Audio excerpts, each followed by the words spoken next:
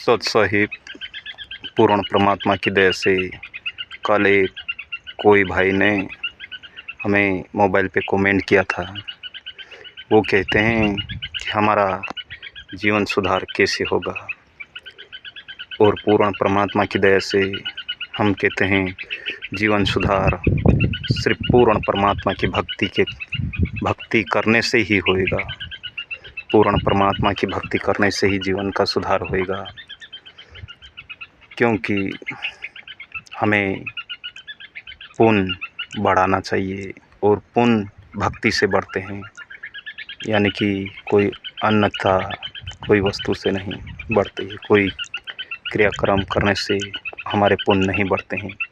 भक्ति करने से ही वो लखपति इंसान रहता है, भक्ति करने से ही वो करोड़पति इंसान रहता है, करोड़पति। और भक्ति करने से ही पूर्ण परमात्मा को प्राप्ति कर सकता है। तो वो भाई कहता है कि हमारा जीवन कैसे सुधार होगा।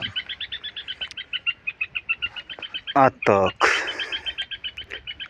हम भी गणेश जी को बहुत पूजा करी, हनुमान जी का साक्षात आशीर्वाद हमें भी मिला, फिर भी हम दुखी क्यों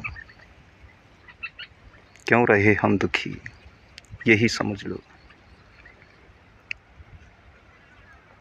हमारे जीवन में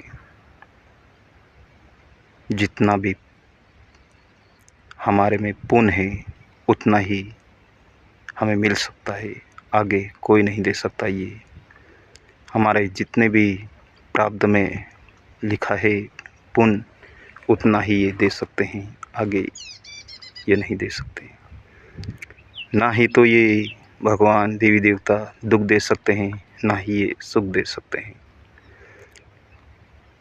सुख देने वाला तो वही है पूर्ण परमात्मा, सबके मालिक, कुल के मालिक, उनका नाम बंदी छोड़ है।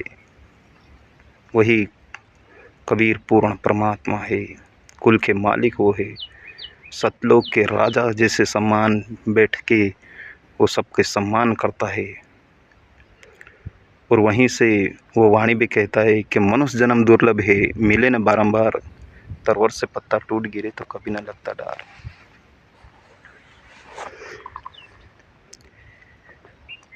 हमारा जीवन यहाँ तो कल्याण भक्ति करने से ही होएगा। हम भले ही माया कितनी भी कमा ले, परंतु माया हमारे साथ नहीं आएगी। हम यहाँ पे भले ही 5 मंजिल, 10 मंजिल, 3 मंजिल का मकान बना सकते हैं, साधना कर सकते हैं, बड़े बड़े कारोबार चला सकते हैं, बड़ी बड़ी फैक्ट्रियाँ चला सकते हैं, बड़े सेठ बनकर बैठ सकते हैं, परंतु हम पूर्ण परमात्मा की भक्ति नहीं करी तो यही सोचना कि पूर्ण परमात्मा को हम पा भी नहीं सकते और हमारे जीवन का सुधार नहीं कर सकते। अभी मनुष्य जन्म में हमने इस जीवन में मनुष्य जन्म आए हैं, तो भले जीवन का सुधार को हो या इस जीव का सुधार को हो, इस शरीर में रहने वाले जीव का सुधार को हो, एक ही बात है।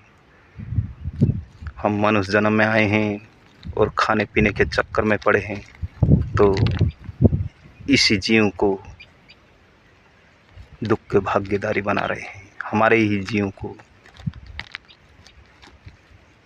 मरते मरते भी रोएगा, कल्पेगा, ये भी जीव आत्मा पछताएगा कि मनुष्य जन्म में आए हैं, फिर भी हमको कोई शांति नहीं मिल पाई है।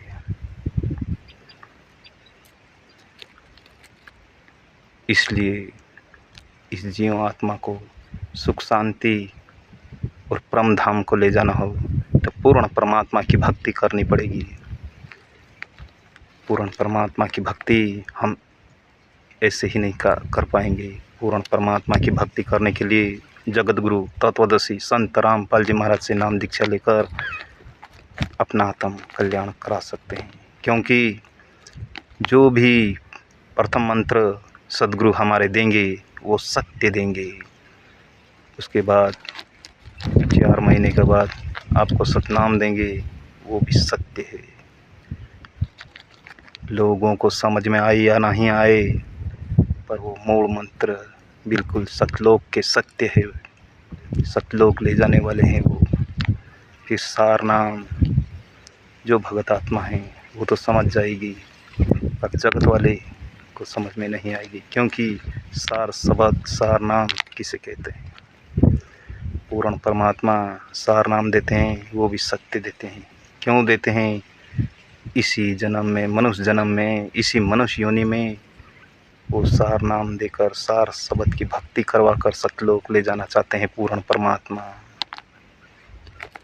इसलिए जगत गुरु तत्वदर्शी संत रामपाल जी महाराज से नाम दीक्षा ले और अपना आत्म कल्याण कराए, मोक्ष से प्राप्ति पाए।